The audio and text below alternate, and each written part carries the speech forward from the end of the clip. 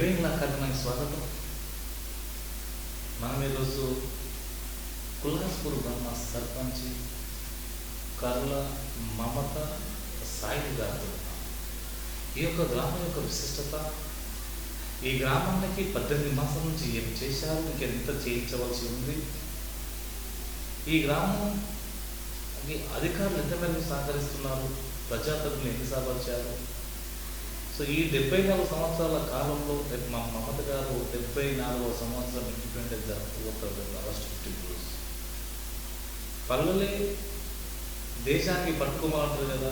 So అలాంటప్పుడు ఈ గ్రామానికి ఇంతవరకు ఎన్ని ఆయా కార్పొరేషన్ ద్వారా నిధులతో ఎన్ని కుటుంబాలకు గవర్నమెంట్ స్కీమ్స్ అని అందినాయి.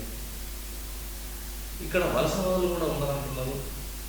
సర్పంచ్ భర్త కూడా వలస వారే, ఇక్కడ దుబాయ్ పోయి వచ్చిన వాళ్ళని. సో మరింత సమాచారం తెలుసుకునే ప్రయత్నం చేద్దాం. మేడం నమస్కారం. సార్ నమస్కారం. మమత గారు, మమత బాగున్నారా? బాగున్నాం సార్. చాలా హ్యాపీయా సర్పంచ్ మేడం? మీరు ఎప్పుడైనా అనుకున్నారా మేడం సర్పంచ్ అవుతున్నాను ఈ గ్రామాన్ని? అనుకోలేదు సార్. ఎప్పుడు అనుకోలేదా? కానీ సార్ ఒక కృషి, సరే ఎలక్షన్లో ఎట్లాగో మనతో సహకారం ఉంటారు, సో పూర్తి స్థాయిలో సహకారంతో సర్పంచ్ అంతేనా? సో మీ అమ్మగారి కాడ కూడా సర్పంచ్ వచ్చింది అంటారా? అంటా సార్. అంతే కదా. ఎంతమంది మేడం మీకు పిల్లలు? ఎంతమంది? సో సార్ సగం సర్పంచ్ గారు మీరు చెప్పండి. భర్త అంటే సగం సర్పంచ్. సో ఏంటి అసలు ఏం రాజకీయాలకి ఏం మాత్రం అంటూ లేకుండా రాజకీయాలకు రావడం, అసలు మీ కుటుంబ నేపథ్యం, మీరు చేసిన పని చెప్తుంది, మీ అంటే ఎంతమంది అన్నప్పుడు మీరు? నేను ఒక్కడే. ఒకవేళ ఒక అక్కజనులు ఓ మీరు సంఖ్య అయితే మా అక్కడ ఎందుకు పెట్టుకున్నాం పిల్లలకి నాన్న అప్పుడు చిన్న దాదాపు కొడుకు మా అల్లుడు నేను ఇప్పుడు అన్నం చెల్లి ఇక్కడ. సో రెండింటిలో ఒక్కొక్క తిరగలుగుతున్నారు సేమ్ ఇద్దరం అన్నం లెక్కలు కలిగింది. సో మీరు వలస వాళ్ళు అన్నట్టుగా మేము విన్నాం, నిజమేనా? ఎక్కడ పోయారు? 2000 సంవత్సరంలో కూడా దుబాయ్. దుబాయ్. సో అప్పుడు ఎంత ఖర్చు అయినా అనుకోవచ్చు? అప్పుడు ఏమన్నా? అప్పుడు దాదాపు లక్ష. ఇప్పుడు మరి ₹1,00,000 ఖర్చు చేసుకోకపోతే అంతకన్నా ఎక్కువ సంపాదించుకోవచ్చా? సంపాదించుకోవచ్చు అంటే ఇప్పుడు అక్కడ కూడా పని బట్టే ఉంది. ఎందుకంటే ఇప్పుడు లేబర్ ఫస్ట్ మనం పోయేది ఫస్ట్ ఇప్పుడంటే కొంచెం మనకు స్టడీ పరంగా ఎదిగినాం కాబట్టి మనం లేదు ఆ జాబ్ ఈ జాబ్ వెళ్తాం. అప్పుడు ఏంటంటే ప్రతి ఒక్కరు ఇక్కడ డిగ్రీ చేసిన కూడా అప్పుడు స్టడీ కూడా ఎంత 10th ఇంటర్ లాస్ట్ ఫైనల్ అప్పుడు ఏంటంటే ఆ టైంలో కూడా మేము 10th చేసినాక ఏ వర్క్ మీద లేబర్ ఫస్ట్ లేబర్ పని ఫస్ట్ మేము వెళ్ళింది లేబర్ పని ఉంటుంది. లేబర్ పని వెళ్ళినాక అక్కడ మేము 4 సంవత్సరాలు కష్టపడి తర్వాత మేము ల్యాండ్ సర్వేగా అక్కడ ప్రాక్టీస్ చేసుకుని ఫస్ట్ లేబర్ వెళ్ళి ల్యాండ్ సర్వేగా 2009 దాకా మేము కంటిన్యూ చేసాం. మరేమన్నా 4 రాళ్ళు ఎన్నికేసారా? ఎన్నికేషన్ అంటే చూడు మా ఫ్యామిలీతో పెద్దదే కదా, దానికి మేము ఖర్చులు ఉంటుంది. ఖర్చులను బట్టి మేము వచ్చింది పర్వాలేదు. అక్కడ జీవన విధానానికి ఇక్కడ జీవన విధానానికి ఏమైనా వ్యత్యాసం ఉండదా? చాలా వ్యత్యాసం ఉంటుంది. ఎట్లా ఇక్కడ అంటే మనము ఫ్యామిలీ ఒక్కరు చేస్తే 10 నలుగురు ఉంటారు. అక్కడైతే మరి ఒప్పుకోలేదు. అక్కడ బిల్లు కానీ అక్కడ జీవన విధానం అనేది అక్కడ ఫ్యామిలీస్ అందరూ వర్క్ చేస్తారా లేకపోతే అక్కడ ఒకరు చేస్తారా? లేదు, అక్కడ ప్రతి ఒక్కరు కష్టపడుతుంటే గవర్నమెంట్ వాళ్ళకన్నా చూస్తారు. కుటుంబానికి ఉపాధి కల్పిస్తుంది. ప్రతి ఒక్క పిల్లగాడు చదువుకున్న వెళ్తుంటే అతనికి గవర్నమెంట్ చూసుకుంటారు. అంటే చదువు విషయంలో చిన్న కంట్రీ కాబట్టి అక్కడ అన్ని ఫెసిలిటీ గవర్నమెంట్ వాళ్ళకు ప్రతి కల్పిస్తుంది. మన మెయిన్ జాబ్ మెయిన్ పోస్టులన్నీ వాళ్ళకే ఉంటాయి. మనం ఖాళీ కన్స్ట్రక్షన్ ఫీల్డ్ బట్టి మనం ఇలాంటి అవును. అప్పటి నుంచి దాదాపు నేను విన్నాను, దాదాపు 30 సంవత్సరాల నుంచి మొత్తం దుబాయ్కి చాలా మంది పోతున్నారు. అప్పటి నుంచి ప్రజలు కూడా ఎప్పటికీ ప్రతి వాళ్ళు కూడా కన్స్ట్రక్షన్ బిజినెస్ అంటే కన్స్ట్రక్షన్ లో ఉంటారు. అంటే అక్కడ లేబర్ లేకనా లేకపోతే వాళ్ళు ఆ పని చేయలేక? లేదు, వాళ్ళు అక్కడ లేబర్ కూడా లేదు. అక్కడ జనాభా ప్రకారం దాన్ని ఇంత డెవలప్ చేయాలంటే అక్కడ లేబర్ సరిపోదు. అక్కడ లేబర్ కాదు, మన ఇండియా లేబర్ కూడా సరిపోదు. మన లాంటి 4-10 కంట్రీలు తీసుకుంటేనే వాళ్ళకి ఇప్పుడు ఈ నేను పోయినప్పుడు 2000 సంవత్సరంలో దుబాయ్లో మొత్తం ఇసుక ఉంది మేము చూసినప్పుడు.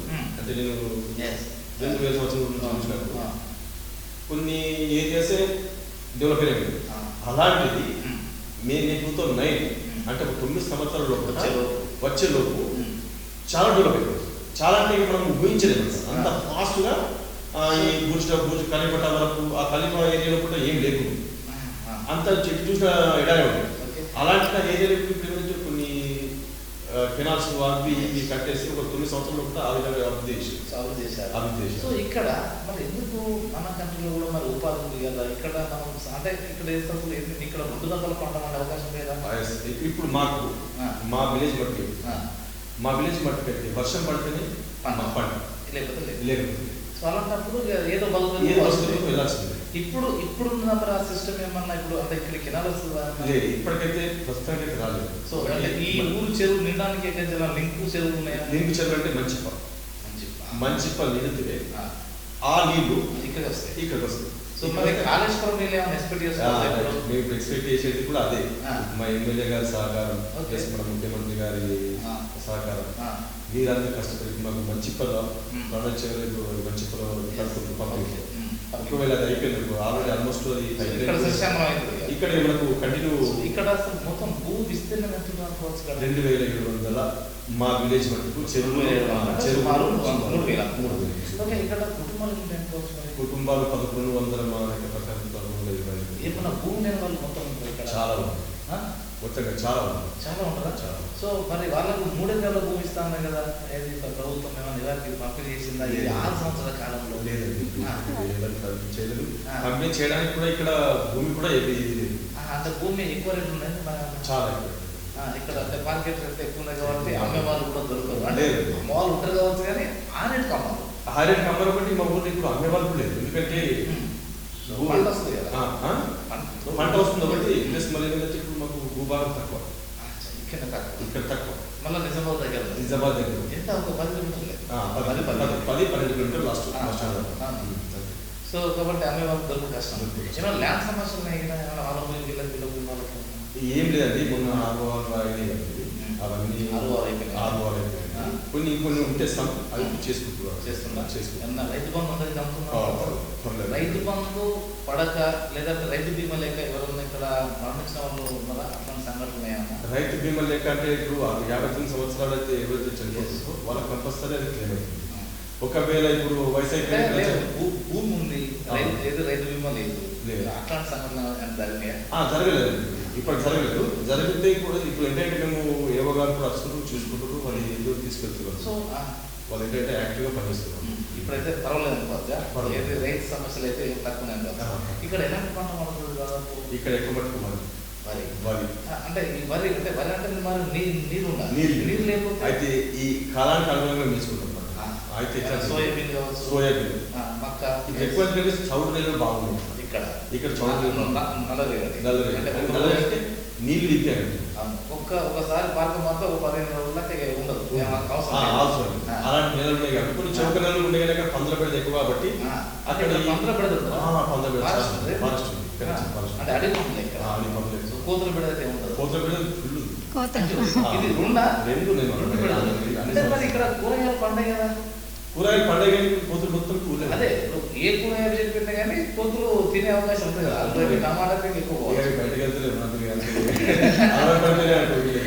అంటే కోతులకు కూడా వాటికి సంరక్షణగా అంటే అక్కడ ఒకటి అడవి పెంచడం లేదంటే వాటిని గింజలు తీసుకెళ్ళడం కొంత జరుగుతుంది.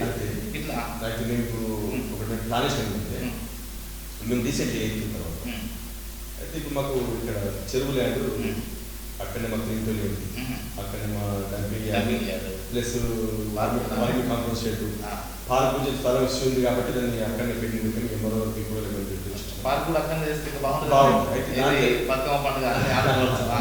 ఈ డంపింగ్ యార్డ్ మధ్యలో ప్లస్ ఈ గ్రీన్ తొలి మధ్యలో మేము ఒక 6 ఎకరాలు 5-6 ఎకరాలు సుమారు ఒక స్థలం కేటాయించుకుంటుంది. అయితే ఇప్పుడు ఏం చేసామంటే మేము ఒక 100 చెట్లు మామిడి తెచ్చాం. అంటే ఎవరైతే పర్చేజ్ చేసి మనకి మామిడి చెట్లు మన నర్సరీలో పెంచలేదు, జామ చెట్టు మన నర్సరీలో పెంచినాం, ఉసిరి పెంచినాం. ఇవన్నీ ఈ జామ ఒక లైన్, మామిడి ఒక 2-3 లైన్లు ప్లస్ మన ఉసిరి ఇట్లా రకరకాల పండ్ల తోటలు పెట్టి మేము దాన్ని ఒక వనం లాగా అవి ఏది వాటికి వాటి మరి అది అక్కడనే ఆగు మళ్ళీ వస్తాయి కదా. వస్తాయి కానీ అప్పటికైతే మనం కొంచెం కొంత మనకు ఊరు పిలుచుకోవచ్చు. అయితే ఆ ఏ రేపు మొత్తం ముళ్ళ ప్రభుత్వం కలిసి ఉంటుంది. దాని వేసినట్టు మాకు ఎమ్మెల్యే కృషి చేస్తుంది. వాళ్ళు కొంత మార్పు జరిగింది. ఇది పల్లె ప్రగతిలో మెయిన్ ఇప్పుడు ఎందుకంటే మాకు మళ్ళీ ఈ పల్లె ప్రగతి వచ్చి ప్లస్ ఇవన్నీ మాకు ప్రింటూరి ఈ పనులు ఏది మనం ఇది ఫినాయించుకోవచ్చు అని చెప్పి మేము అనుకొని గురించుకున్న ఏది మేము డెవలప్ చేసుకుంటాం. మేడం పల్లె ప్రగతిలో ఏమన్నా అంటే చెట్లు కొట్టడం కావచ్చు, పుష్యులు కొట్టడం అట్లా కొట్టించారా? ఇల్లు మాదిరిలో కొట్టించారా? సో అదే విధంగా మన ఈ రోడ్డుకి ఇరువైపులా కట్ట కుప్పలు లాంటివి ఉంటే బావులు ఉన్నా కానీ చేశారా? గట్టిగా మాట్లాడండి మేడం. అవన్నీ అయిపోయినాయి అనుకోవచ్చా? ఓకే. ఇంకా చాలా చెప్పారు కదా పల్లె ప్రగతిలో. దాంతోపాటు మీకు ట్రైనింగ్ ఇచ్చారు. ట్రైనింగ్ ఏం చెప్పారు మేడం చెప్పండి ఒకసారి. ట్రైనింగ్ లో చెప్పిన ఇక్కడ మొత్తం అమలు అవుతున్నాయా? అవును సార్, చేస్తున్నాం సార్. ఏమన్నా ఎలక్ట్రిసిటీ అంటే 3rd వైర్కి ఇచ్చారా? 3వ వైర్కి ఇచ్చారు కదా. సో స్విచ్ ఆన్ ఆఫ్ పెట్టాలనుకోవచ్చు. అంటే ఏమన్నా మధ్యలో లూజ్ వైర్ ఉంటే ఏమన్నా అవన్నీ స్తంభాలు కూడా తీసినాం సార్, వేరే వేయించినాం. సో మీరు వచ్చిన కానీ చెల్లి ఏమన్నా సీసీ రోడ్ వేసారా? వేయలేం సార్, ధైర్యంగా కట్టించినాం సార్. ఏమన్నా ఇంగ్లూ గుంతలు కింద కట్టించారు ఇక్కడ? స్టార్ట్ చేస్తాం. అందరికి మరుగుతున్నట్టు అనుకోవచ్చు ఇలా ఉన్నట్టంటే మొత్తం అందాకంటే అందరూ చెప్పలేదు. దాదాపు ఆల్మోస్ట్ ఒక 80% అంటే కొన్ని గ్రామాల్లో ఓడిఐపీ చేశారు. అంటే అన్ని అయిపోయాయని అన్నారు. ఇప్పుడు అన్ని అయిపోయినాయంట కొన్ని గ్రామాలు అంటున్నారు. కానీ అంటే మీకన్నా ముందు సర్పంచ్ సర్పంచ్ గారు అధికారులు ఓడిఐపీ గ్రామంలో దాన్ని ప్రకటించారు. వాళ్ళకి ఏదో అవ్వడంతో అనుకుంటారు. అది రాలేదు అధికారులు. ఇది ఎవరైనా అప్పుడు ఏమో అంతా మనం ఎంత చేసినా కానీ ఒక స్థలము సమస్య ఉందో ఏదో సమస్య ఉంది వాళ్ళు ఏం చేసేది కట్టుకోలేదు. అంటే మనం ఇచ్చినాము. గవర్నమెంట్ అయితే మనకి ఇచ్చింది కట్టుకోవాలి కంపల్సరీ ఇన్స్ట్రక్షన్ అందరికి ఇచ్చింది.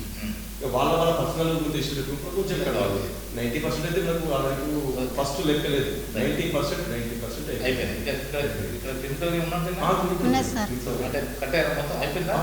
కంప్లీట్ అయిపోయింది. కానీ మాకు విక్టోరియా విస్తృతం ఎక్కువ ఉంది. దాంట్లో ఇప్పుడు ఏం చేయాలి? చెట్లు పెట్టాలి. నేను లాస్ట్ వీక్ ఏమో ఆంధ్రనగర్ పోయా. అక్కడ చాలా బాగుంది. అక్కడ 25 మంది ఎంపీడీఓలు వచ్చేదట. అంటే ఆల్మోస్ట్ ఇక్కడ జిల్లాలో ఉన్నటువంటి ఎంపీడీఓలు వచ్చారు. ఆ ఎంపీడీఓ కూడా నాతోనే చాలా చక్కగా సేపు ఉన్నాం ఇక్కడ. విషయం ఏంటి, ఎందుకంటే ఇప్పుడు మేము ఈ ఫీల్డ్ రాకముందు సర్పంచ్ రాకముందు ఊరు అస్తవ్యస్తం.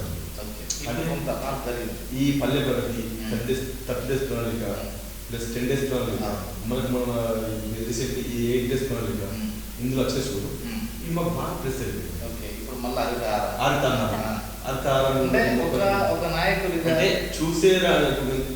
అంటే మేము గవర్నమెంట్ ఏం చేసేటప్పుడు మేము ఏం చేయలేదు. అంటే మనకు చూడు నడిచేది పుడుస్తాను నేను ఎదురుపడతాను. అంటే మాకు ఆ విధంగా వాళ్ళు ప్రెస్ పెడితే మేము ఇంకా ఉడుకుతాము కాబట్టి మనం అనుకుంటుంది కలెక్టర్లు ఇట్లా వేస్తూ మనం ఒత్తిడి కంపల్సరీ చేస్తున్నాం. కానీ అది చేయకూడదు మేము చేయాలి.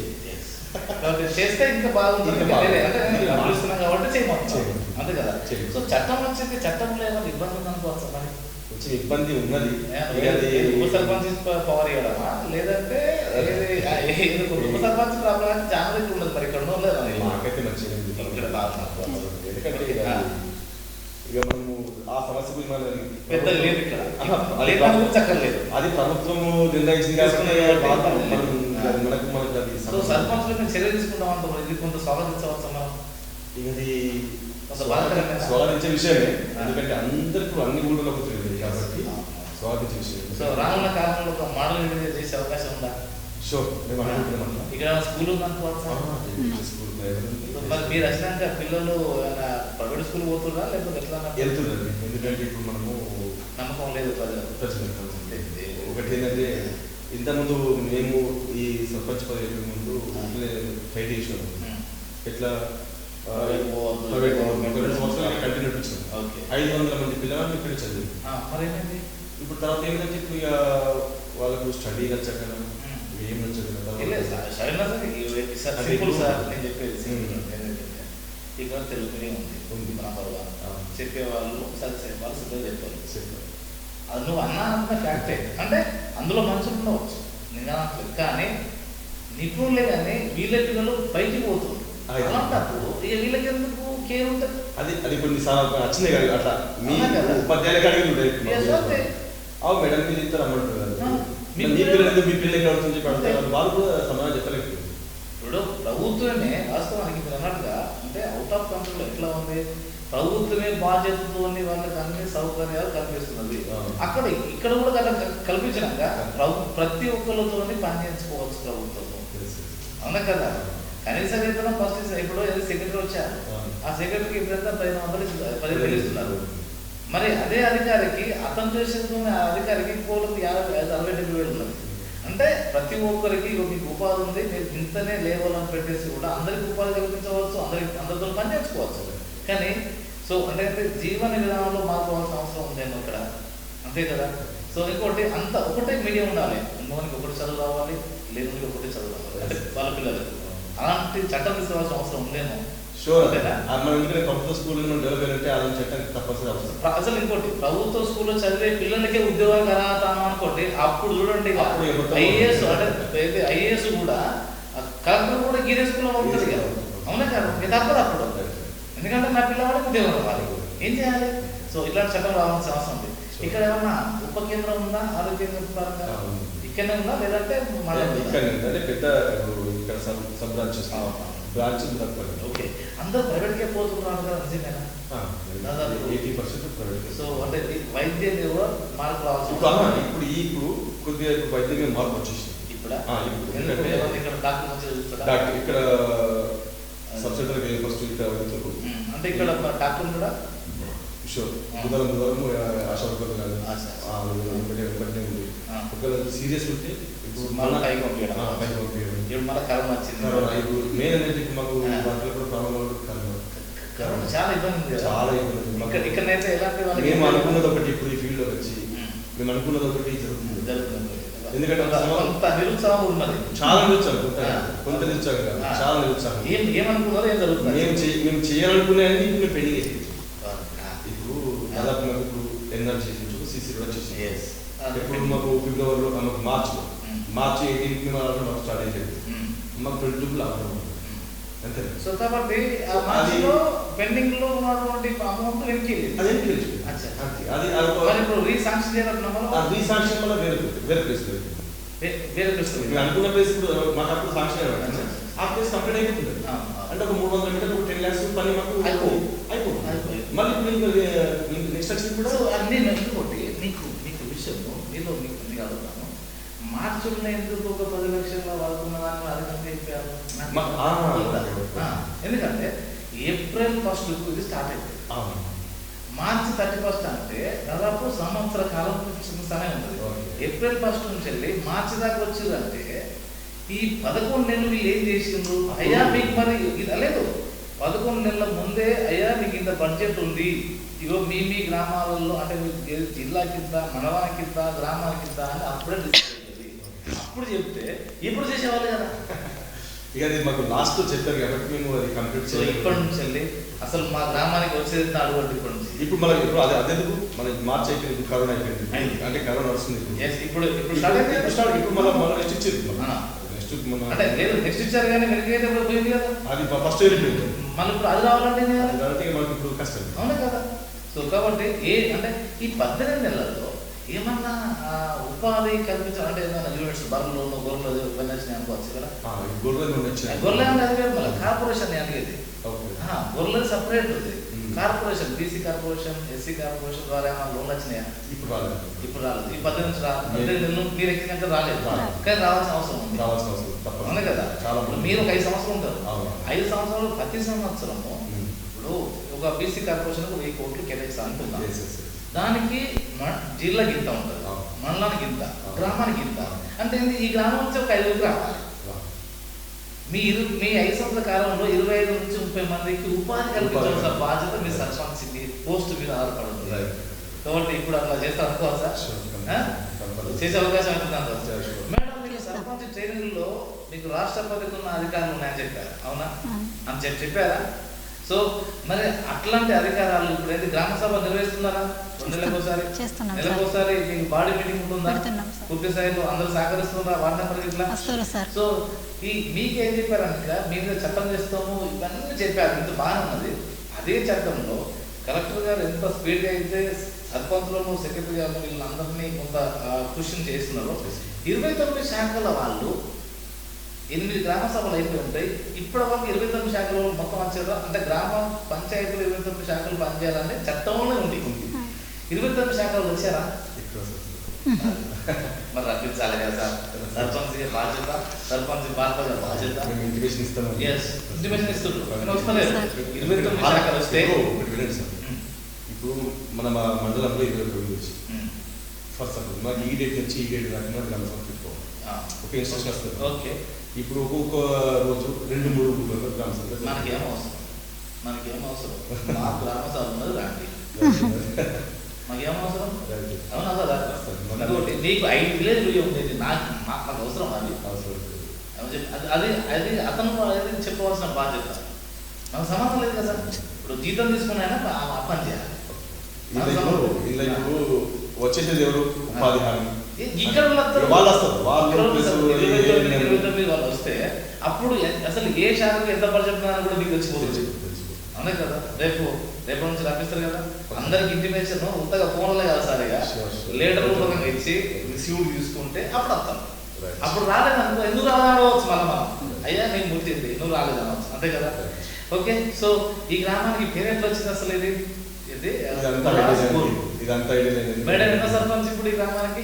ఈ 9 సర్పంచ్. సో మిగతా 8 మందికి మీకు కొంత వ్యత్యాసం, అంటే వాళ్ళు చేయలేదని కాదు, చేశారు కానీ వ్యత్యాసం చెప్పలేము. నెక్స్ట్ ఇయర్ ఇదే సేమ్ పోస్ట్, అంటే సేమ్ రిజర్వేషన్ ఉంటుంది. ఎట్లా అనేది ఏమన్నా మెల్ల ఎక్స్పెక్ట్ చేసుకోవచ్చా? లేదంటే ఈసారి దానిలో ఇంకా నేను పైకి పోయే అవకాశం ఉంటుంది, మళ్ళీ ఇంకోరికి ఇద్దాం అనుకుంటున్నారా? అట్లా ఇప్పుడు నేను ఊహించుకోవాలి. అంటే అప్పుడు పరిస్థితి ప్రకారం ఆ పరిస్థితులు బట్టి మనం అప్పుడు చెప్పగలుగుతాం. మనకు ఊరు మార్పు అభివృద్ధి. మేము ఇప్పుడు వచ్చింది కూడా అభివృద్ధి. అంటే మాకు ఇంతకుముందు రాజకీయ వర్గం లేదు. ఎమ్మెల్యే ఎలక్షన్లు అప్పటి నుంచి మేము ఎమ్మెల్యే గారికి కుటుంబాలు ఉంటాయి ఇక్కడ. ఈ 11 ఏమన్నా నలుగురు వచ్చినాయా? లేవండి. ఇప్పటిదాకా ఏం రాలేదు. ఎంత ఆలోచన ఎన్ని కుటుంబాలు ఉంటాయి అనుకోవచ్చు? చాలా ఉంటాయి. మా ఊర్లో ఇక్కడ ఉన్న వాళ్ళు ప్రాపర్గా ఇక్కడ ఉన్న వాళ్ళు తక్కువ, వేరే ఊరు నుంచి వచ్చి ఇక్కడ బతుకుతున్న వాళ్ళు ఎక్కువ. ఆ జనాభా ఎక్కువ. సో వాళ్ళకి ఇవ్వాల్సిన అవసరం ఉంది. వాళ్ళకి అంతే కదా. సో సఫిషియెంట్ మా ఊర్లో ఉన్న వాళ్ళకి కూడా కొంతమందికి లేవు, ఇల్లు లేక వీళ్ళకి రావాలి, వాళ్ళకి రావాలి, అందరూ రావాలి. వాళ్ళు కూడా స్థానిక ఉన్నట్టు వాళ్ళకి స్థానిక వాళ్ళకు కూడా అన్ని ఇక్కడ సో అవన్నీ రప్పించే అవకాశం ఉందా? ఎమ్మెల్యే గారు ఎవరు? సో ఎంపీ గారు ఇద్దరి దగ్గర సైక్యత ఉన్నది అనుకోవచ్చు ఇక్కడ. అంతే కదా. ఇద్దరు కూడా ఇప్పుడు ఆయన ఎంపీ అయినా మన ఎమ్మెల్యే మన ఎంపీ. ఒక విషయం, మీరు ఏ పార్టీ? టీఆర్ఎస్ పార్టీకి ఏదో అనుబంధంగా మీ ఎమ్మెల్యే గారు అయితే ఎక్కువ సహకారం చేస్తారా? షూర్, పక్కా చేస్తారు. ఎందుకంటే ఇప్పుడు మాకు ఈ దరిద్రం ఏముందంటే మన దేశంలో అంటే ప్రపంచంలో కరోనా చేసి మొత్తం మన మందికి అయిపోయిందని నువ్వు అనుకుంటున్నాను. విస్తరించింది కానీ అభివృద్ధి అయితే అయిపోయింది. ఒక 3 నెలలు సపోజ్ 3 నెలలు 6 సంవత్సరాలు అయిపోయింది. అంటే ఈ పార్టీ కాదు, అంతకన్నా ముందు ఆయా పార్టీలు వచ్చినాయి. మన కార్యక్రమంలో 74 సంవత్సరాల కాలంలో మేడం జరగబోతుంది. 74 సంవత్సరాల కాలంలో ఎక్కడ ఉన్నాం మనం? మీరే 2000 సంవత్సరం పోతే 2009 వరకే ఆ దేశం ఎట్లా అభివృద్ధి చెందిందో అని చెప్పారు. రైట్, అవునా కదా? అంటే మన దేశంలో కూడా ప్రతి కుటుంబానికి ఉపాధి కల్పించవలసిన బాధ్యత ప్రభుత్వానికి. అది ఏ ప్రభుత్వం రానియండి, ఆయా పార్టీలు వస్తే ఆయా పోతుంటాయి. అందులో భాగంగా ఒక 20 నుంచి 30 సంవత్సరాల కాలంలోనే పూర్తి స్థాయిలో అభివృద్ధి కావాల్సిన అవసరం ఉంది. ఇంటికో కుటుంబం అంటే కుటుంబానికి ఉపాధి రావాలి. 74 సంవత్సరాలు అయిపోయింది. ఏ సంవత్సరం బడ్జెట్ ఆ సంవత్సరం పూర్తి స్థాయిలో వినియోగించుకున్నప్పుడే ఒక ప్రభుత్వ హయాంలో ప్రతి విలేజ్కి లేకపోతే మీ సర్పంచ్ పీరియడ్లో 5 సంవత్సరాల పీరియడ్లో ఒక 30 మందికి ఉపాధి ఉంటే మళ్ళొక సంవత్సరంలో మళ్ళొక సర్పంచ్లో మళ్ళొక 30 మందికి అట్లా ఆటోమేటిక్ ఒక 100 మంది దగ్గర పడుతుందా? అవునా కదా? ఆ దగ్గర పడుతుంది కదా, ఇట్లా రావాలి కదా. రైట్ రైట్ మీరు చెప్పింది రైట్. చెప్పింది రైటే కాదు, ఇదే అది కాదు. ఇప్పుడు ఏమంటారు, ప్రతి సంవత్సరం 30 మంది కన్నా ఉపాధి రావాలి. 30 మందికి ఒక 30 మంది కన్నా ఒక విలేజ్ లో ఉపాధి కల్పించాలి. దీనికి అందరు సహకరించాలి. అందరు కాదు, అధికారులు ప్లస్ ప్రభుత్వం మీద నిర్ణయం సార్. ప్రభుత్వం నేను అర్థం ప్రభుత్వం మీద నిర్ణయం. ప్రభుత్వం ముందే ఏప్రిల్ 1 తారీఖు ఇంత బడ్జెట్ అని కేటాయించింది. కేటాయించినప్పుడు ప్రభుత్వం తప్పేం లేదు. ప్రభుత్వం తప్పేం లేదు. సో అధికారులు తీసుకురావాలి కదా. తప్పదు. ఇప్పుడు మీరన్నారు మార్చి 31 లోపు పోయాలంటే అది పోయకపోతే వేది అంటారు. మరి మీ అధికారులు ఏ శాఖ వాళ్ళకి ఉన్నారో, నేను ఒక్క శాఖ అంటే అక్కడ ఏ శాఖ వాళ్ళకి ఉన్నారో ఏప్రిల్ ఎందుకు చెప్పలేదు, పోనీ అంటే మే ఎందుకు చెప్పలేదు, జూన్ ఎందుకు చెప్పలేదు, జూలై ఎందుకు చెప్పలేదు, ఆగస్టులో ఎందుకు చెప్పలేదు, జనవరిలో ఎందుకు చెప్పలేదు? అవునా కదా? అంటే మీకు బడ్జెట్ ఉంటుంది, మీరు చెప్పరు. చివరికి సర్పంచ్ సార్ ఇగో ఇది ఏదో ఒక 5 రోజులు పోయాలంటే ఎట్లా సాధ్యం మరి? అవునా కదా? అంటే ఏ సంవత్సరం బడ్జెట్ ఇప్పుడు వీళ్ళే కొత్త అవకాశం కాదు కదా, కేటాయించిన బడ్జెట్ పడకండి, తప్పేం లేదు అందులో. మనం అడిగేది ప్రభుత్వం ఏదైనా కావచ్చు, మనం ప్రభుత్వం మీద నిందేవాల్సిన అవసరం లేదు. సార్ మన దగ్గర రూపాయి అలాగే ఏదో రూపాయి ఖర్చు ఏమన్నా అంతే కదా. ఓకే, సో ఈ 74 సంవత్సరాల్లో ఇట్లా ఉన్నాం మనం.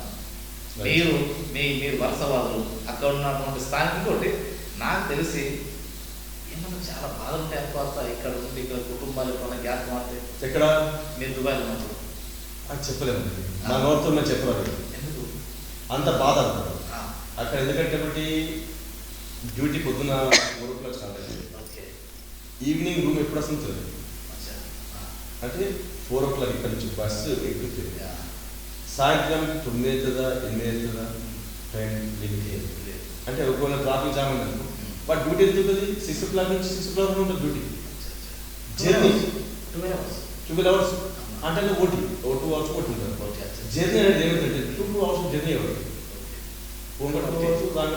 మరి దగ్గరలో ఏమన్నా రూమ్ తీసుకుంటారు లేదు. అట్లా అక్కడే ఇబ్బందుల ప్రకారం అక్కడ రూమ్ ఆరోగ్య విషయంలో ఏమన్నా మనకు ఫెసిలిటీ కల్పిస్తారా? చాలా మంచిది. చాలా బయట కంట్రీస్ కానీ అక్కడ కంట్రోల్ కానీ ఆరోగ్య విషయంలో సో డిగ్రీ అయిపోయిన వాళ్ళు ఇక్కడ ఎంతమంది అనుకోవచ్చు ఇప్పుడు సుమారు? అంటే వాళ్ళ తల్లిదండ్రులు ఇప్పుడు ప్రస్తుతం చాలా ఉన్నాయి. ఎందుకంటే స్ట్రెంత్ పెరిగింది. ఇంతకుముందు మనకు చదువుకునే మనం ఏం చేసేదంటే నేను ఏం చేస్తున్న బిడ్డ తర్వాత చెప్పింది కదా జాబ్ ప్రభావం ఏం రావు బిడ్డ నువ్వు కూడా వ్యవసాయం వేయాలని చెప్పేసి అప్పుడు అంటే ఇంకా మేము చదువుకున్నాం. ఇప్పుడు తర్వాత ఏంటంటే ఇప్పుడు కొంచెం అప్డేట్ అయిపోయారు. అప్డేట్ అయిపోయి పిల్లల్ని ఇప్పటి పిల్లల్ని మినిమం డిగ్రీ దాకా కంప్లీట్ చేయొచ్చు. అంటే మినిమం డిగ్రీ ఇంకా డిగ్రీ అయిపోయిన వాళ్ళు ఎంతమంది ఉంటారు? ఒక 50 మంది 50 నుంచి 100 అలాగే ఉంటుంది. సో వాళ్ళకి ఉపాధి లేదు. ఇప్పుడు ఉపాధి అవసరం. సో ఇదండి మమత సాయి గారు ఇచ్చినటువంటి సందేశం. గ్రామంలో ఇప్పటి వరకు ఏం జరిగింది, ఇంకేం జరగవలసి ఉంది, ఇప్పుడైతే మనకు ఒక క్లారిఫై వచ్చింది. సో ఇలా కోణం ఏంటంటే ఒకవేళ వలసవాదులు ఎందుకు పోతున్నారు అంటే ఇక్కడ ఉపాధి లేదు. ఉపాధి ఎందుకు లేకపోతున్నారు అంటే వాస్తవం చెప్పాలంటే అధికారుల నిర్లక్ష్యం ఎక్కువ. 29 అంటే సర్పంచుల మీద చర్య తీసుకుంటామంటున్నారు. సర్పంచుల మీద చట్టం వచ్చింది, ప్రభుత్వం ఒక చట్టం పట్టుకు వచ్చింది. సర్పంచులు మాత్రం ఒప్పిస్తున్నారు కానీ మరి అధికారులు 29% వాళ్ళు కూడా రావాలి కదా. వాళ్ళు అక్కలేదు తెలిసిపోయాయి మనకి. కాబట్టి ఇప్పటికైనా రాండి. మీరు ప్రజల ట్యాక్స్ వల్ల మీకు జీతం వస్తుంది, మీ కుటుంబం చల్లగా ఉంటుంది.